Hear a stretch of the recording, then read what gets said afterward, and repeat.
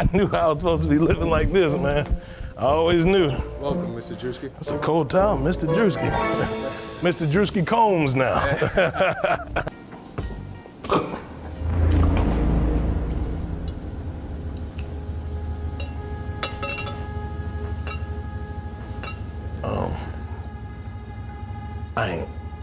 I wouldn't,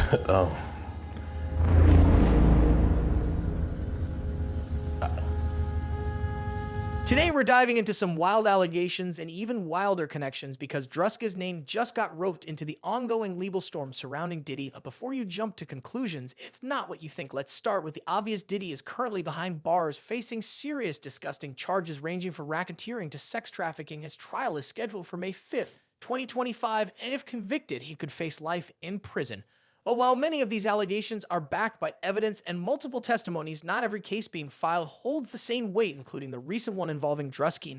Now, this particular lawsuit alleges crimes committed in 2018, well before Druski had any notable industry ties at that time. He wasn't even on Diddy's radar. Druski has come forward strongly denying these allegations and will break down exactly what he's being accused of, his defense, and how he even got connected to Diddy in the first place. So let's rewind. This all kicked off on November 16, 2023, when Cassie Ventura, Diddy's ex-girlfriend and former Bad Boy Records artist, filed a bombshell lawsuit. She accused Diddy of abuse, coercion, and sex trafficking in a relationship that began when she was 19 and he was 37. Shockingly, the lawsuit was settled just 24 hours later, but the floodgates had already opened. In May 2024, CNN dropped surveillance footage from 2016 showing Diddy assaulting Cassie in a hotel hallway. That video confirmed Cassie's claims and encouraged other victims to come forward soon. Diddy's homes in LA and Miami were raided, uncovering weapons, drugs, and over 1,000 bottles of lubricant allegedly tied to drug-fueled parties.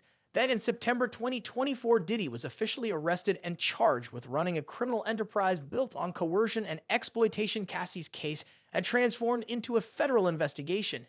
And by the end of 2024, over 100 civil lawsuits had been filed against Diddy. Tony Busby, a Texas attorney, stepped in and created a hotline for victims, receiving 12,000 calls in one day. His team alleges that Diddy's misconduct dates all the way back to 1991, with victims as young as 9, and Busby hinted that Diddy didn't act alone, that other major figures could be next. In December 2024, Jays was added to the legal chaos. A woman identified as Jane Doe accused Jays and Diddy of assaulting her at an after-party in 2000 when she was just 13. Jays denied the allegations, calling them blackmail, and sued both the accuser and Busby for defamation after the case was dismissed in February 2025. Meanwhile, Diddy's facing lawsuits left and right. One claims he assaulted 3 men and offered a $2,500 hush payment. Others allege abuse dating back to 1991, with New Jane thus filing suits throughout early 2025. One man even claims he was assaulted by Diddy as a minor in 2012, and yet another artist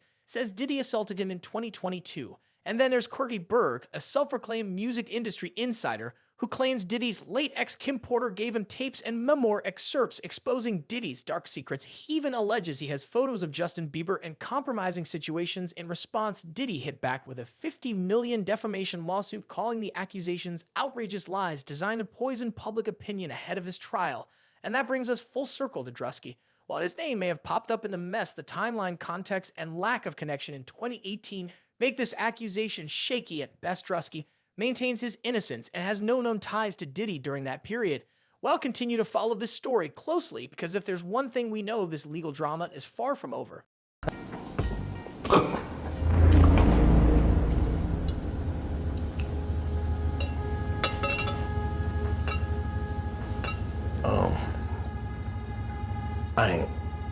I wouldn't,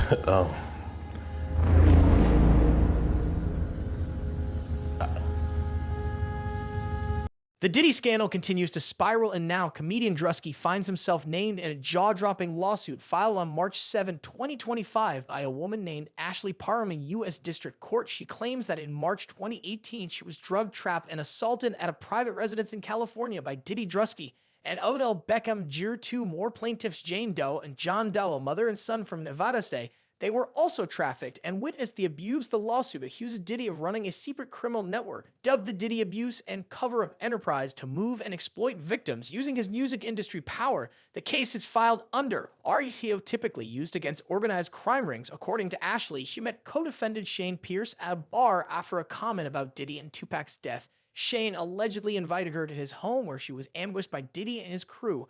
What followed is described in disturbing and shockingly graphic detail. One quote says, Druski Diddy Ashley in baby oil, then jumped on her like a slip and slide, knocking the wind out of her due to his enormous size. He's then accused of sexually assaulting her, while Diddy allegedly watched, laughed, and recorded John Doe. Says he saw it all happen and refused to join in, after which he was beaten. Odell Beckham Jr., originally referred to as Cornelius, was identified by John Doe during the incident, who noted Odell's fit physique in comparison to the naked bodies of Diddy and Druski. The lawsuit states Odell participated in Ashley's assault and was involved in planning to transport her to New York. Ashley claims she tried to escape after they took her clothes and phone, eventually fighting back with a knife and fleeing police allegedly did help. Meanwhile, Jane and John Doe say they were kidnapped in Las Vegas by a fake cop, drugged, and driven to California Jaguar Right, and another woman named Helena allegedly threatened them with guns and more not to speak on Druski or Odell, or else they were taken to the same home where Ashley was abused. Once there, they saw Druski,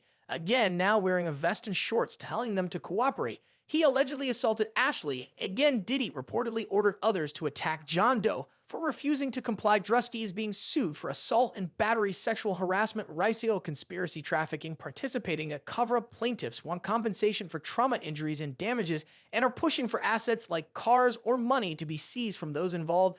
They say they waited until now to file because they were terrified, and only recent laws and Diddy's growing legal trouble gave them the courage to come forward. Druski is mentioned 45 times in the lawsuit. The language used is often surreal, referring to him by stage name, describing physical traits in unusual ways, and quoting things that seem pulled from satire that say these are serious accusations, and a court will decide what's true. Druski has denied all claims and maintains his innocence. The lawsuit is pending, and one thing is clear: the Diddy scandal is nowhere near over. You ever been to one of Diddy parties? Yeah, I've been in attendance. I've been in attendance. Not, hey, what the fuck you smirking for? ain't saying that.